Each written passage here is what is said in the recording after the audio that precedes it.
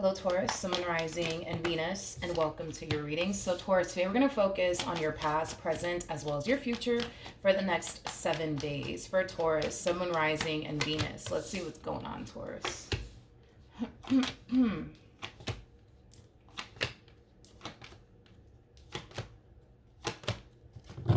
All right, Taurus, in the recent past, we do have the Four of Swords. We also have the Four of Pentacles, and then we also have the Six of Cups. So kind of looks like in the recent past, Taurus, there was a connection in your life that meant a great deal to you. It was a connection that you also had a very, very difficult time letting go of. I'm also kind of getting that primarily off of your overall energy, especially with the Four of Pentacles coming out here. The Four of Pentacles just represents a gripping energy. It represents holding on to something for dear life, refusing to basically let it go. It's interesting. What's interesting, Taurus, is that I feel like this connection that you were holding on to so tightly, it was a connection that I feel was also causing you a lot of pain. It was also causing you a lot of disappointment, but because you had very strong emotions for this person, because this person meant a great deal to you, I feel like you chose to hold on to them, despite the pain and the disappointment that you found yourself experiencing within this dynamic that you shared here with this person. But currently at the moment, with the Three of Swords to the Hangman to the Emperor coming out here, not only are you letting this person go, but you're now essentially realizing how much that relationship in itself has honestly affected you. Now that you're no longer with them, now that you're no longer a part of this person's life, and now that this person's no longer a part of your life, I feel like this relationship, it did definitely affect you greatly, and it did drastically change you in ways that you didn't necessarily feel like it honestly would. So for some of you, there's a huge possibility that throughout the course of your involvement with this person, it could have definitely caused you to now develop abandonment issues, trust issues, a massive fear of intimacy. I just kind of feel like you're now realizing how much this relationship actually affected you now that it's all said and done. I just feel like when you were initially with them, you didn't necessarily realize how much this relationship was actually, affecting you. Now that, you're not with them anymore, I think that you're starting to kind of see, the massive toll that it really did take on you, and what it developed within you as far as like trust issues and your, fear of intimacy, things of that nature. In the near future, though, okay, we do have the Six of Wands, we have the Three of Cups, and then we also have the Two of Pentacles, okay? In the near future, I do see you meeting someone. Now, this person that I see you meeting, it's going to be somebody that you mesh very well with. It's going to be someone that you have a lot of things in common with. It's going to be someone that you're very compatible with.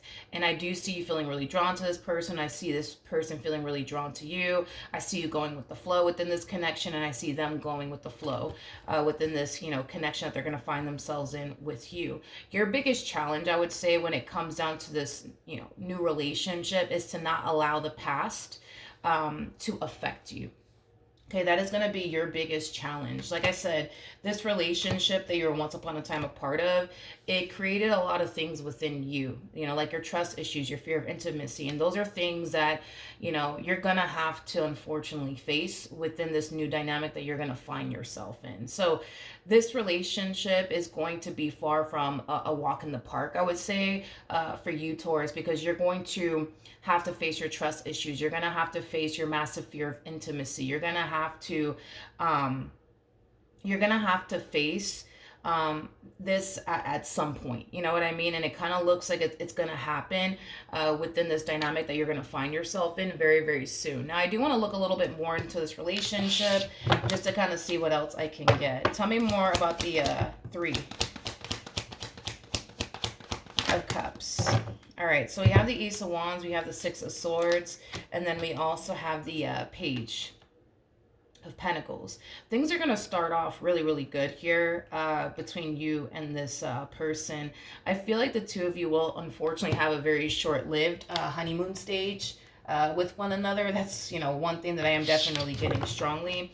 And I kind of feel like the only reason why this honeymoon stage between you and this person is going to be shortly lived is I'm gonna be honest, it does kind of have a lot to do with you and very little to do with the person that you're gonna find yourself connecting with. Because once you realize, right, that you're allowing another person to get close to you, once you realize that you're developing emotions here for this person, it might prompt you to want to run in the opposite direction. It might prompt you to want to push this person away because you're going to find yourself harnessing self-sabotaging energy, okay, within this new relationship. And it has more to do with your past, by the way, and very little to do with this person. Tell me more about the Two of Cups. Okay, yeah. So this is kind of reiterating what I was already kind of suspecting was going to essentially happen. Once you notice yourself developing emotions for this person, once you notice yourself getting too close to this person, that's when you're going to try to come in and kind of stand in your own way and, put a stop to it all. In other words, what you might find yourself doing is pushing them away. What you might find yourself doing is trying to run in the opposite direction of this relationship. And it's mainly because you're now finally coming face to face with, the trauma, I would say, that this past relationship has essentially caused you. So let's say, for example, the person that you were dealing with in the past cheated on you, right? To now have to allow somebody else in, it's not going to be easy. It's not going to be, like I said, a walk in the park, because now you're going to find yourself thinking, well, what if that person turns around and cheats on me just like my ex did? I don't want to go through that. Let me push this person away. Let me keep my distance from this person just to protect myself. You think that you're protecting yourself by pushing this person away. In other words, you think that you're protecting yourself by running in the opposite direction, but you're not really protecting yourself. What you're really doing here is avoiding things that you know you're gonna have to face at some point in time, if in all actuality you want love in your life, if in all actuality you want somebody that you could build and establish a life with. You're gonna have to face these things at some point, whether you do it with this one or you do it with the next one or the next one. You're gonna have to come face to face with this at some point, Taurus, and you're not going to be able to do it being single and alone. You're never going to be able to heal from these past traumas that this past relationship has caused you being single and alone. You're not going to be able to do it. A lot of people think, and that's something that I've definitely noticed in my readings, a lot of people think that when they take a break from love, right, and they don't find themselves thinking about that past trauma that they experienced with that person that they were once upon a time with, it causes them to essentially think, right, that they've finally healed from it. They've finally gotten over it. But once they find themselves getting close to another person after they think they've essentially gotten over all of it, that's when they're constantly reminded of it.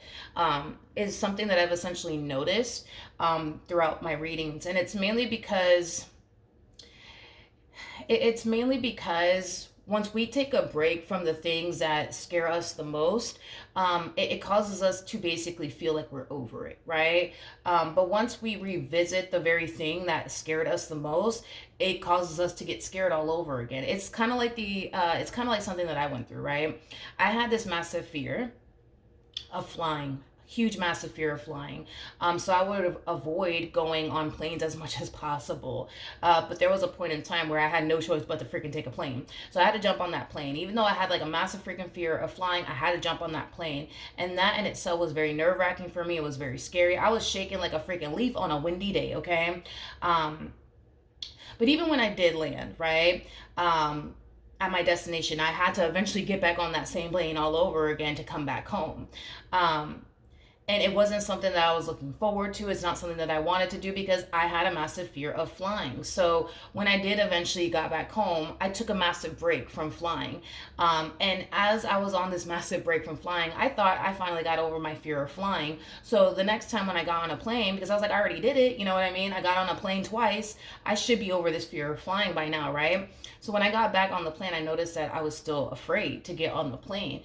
And I realized the only way to get over that fear that I actually had when it come down to flying was to just get on the plane over and over and over and over again as much as I possibly can, so that way I can get over my fear of essentially flying. And by me taking a break from flying is not going to help me get over my fear like I thought it was, because I thought that maybe if I just took a break from it, and revisit it another day, maybe I'll, feel a little bit better. But that didn't work out for me. So I noticed that that was the only way for me to get over my fear of flying, is to hop on the plane as much as I possibly can, and do it, as much as I possibly can, to get over that fear, as quickly as I possibly could. And now I don't have an issue with getting on freaking planes. I can get on a plane perfectly fine. I'm not freaking out. I'm not shaking, like a leaf on a windy day. And that's kind of what you kind of have to go through. You need to constantly expose yourself to the things that you fear the most, over and over and over again, just to get over that fear. If you keep running away from it, if you keep hiding away from it, if you keep taking a break from it, you might find yourself thinking that you're over it. You might find yourself thinking that you've overcame that fear, because you don't feel scared anymore. But that's just not the case. You know what I mean? You got to continue to expose yourself to the things that scare you the most, to get over that fear, so that way it doesn't even become a fear anymore. But what you're doing, right, is running in the opposite direction of what you fear the most, thinking that you need some more time to think, to heal, thinking that you need some more time to kind of get over this past trauma. You don't need any more time to get over anything. What you need to do is expose yourself to the things that scare you the most, over and over and over and over again, until you're not scared anymore. And that's how you overcome, your trust issues. That's how you overcome this massive fear of intimacy that you have. You got to keep exposing yourself to the things that that scare you the most, in order to get over it. And unfortunately, within this connection, I kind of see you doing the complete opposite, Taurus. What else can you tell me for this connection? Okay, we have the Two of Wands, we got the Five of Wands, we also have the Five of Swords, and then we also have the Queen of Pentacles out here. Okay, Taurus. So when it comes down to this connection that you're going to find yourself in, okay, it's going to be a huge challenge for you. It really, really is. It's going to be a huge challenge for you, to the point where you're going to want to self-sabotage it. You're going to want to run in the opposite direction, okay? Now, with that being said, because you harness, self-sabotaging energy due to fear, right? I see it causing and creating a lot of issues here, between you and this person. I also see your person questioning how serious you actually are, about them. I also kind of feel like this person's going to find themselves feeling like you're playing with their emotions. I don't feel like you're playing with this person's emotions. I don't feel like you're here to play games with them, like they think they're going to find themselves thinking that you're just here to play games with them, because one day you're going to make it seem like you want to be with them, the next day you're going to switch up on them. But the only reason why you're switching up on them is because you're scared. It's not because you're here to play games with them. But I understand why they would be looking at you like you're just here to play games with them. You're not serious about them like they are about you. You're just playing with their emotions, things of that nature. So I do believe it's going to create a lot of tension and conflict because of the self-sabotaging energy that you have, on your end. But like I said, Taurus, it's either you're going to see this through and just face your fears head on and get over it and move past it, or you're just going to run in the opposite direction. But either which way you want to slice and dice this, no matter if you get over this fear of yours with them, or you get over it with somebody else, you're gonna have to face it and get over it at some point in time, whether it be with this person or with somebody else. You're gonna have to do it. There is no outrunning this. There is no avoiding this. Well, in a way, yes, there is. If you plan on being single for the rest of your life, and never settling down and never building or establishing a life with absolutely anyone, then yes, you could totally avoid this, you can. But if you truly want to have a happy life with someone and build towards a life with someone, you're going to have to face this, dude. You're going to have to face this, and you're going to have to overcome it, and you're going to have to get over it. You're going to have to. If you plan on being single for the rest of your life, then yes, I can see you totally avoiding this. But if that's not what you want for yourself, like if you don't really want to be single and alone for the rest of your life, you're going to have to face this, whether it be with them or with somebody else. You can't outrun this. You cannot avoid this. You can't. You're just gonna have to face this head on. Taurus is like the best way that I can describe what it is that I'm seeing here. And listen, if you do decide in the end to face this head on and not run from it, It's going to be a tough journey. That's one thing that I will say. And it does kind of require you to be very patient with yourself and very patient with the process. But it also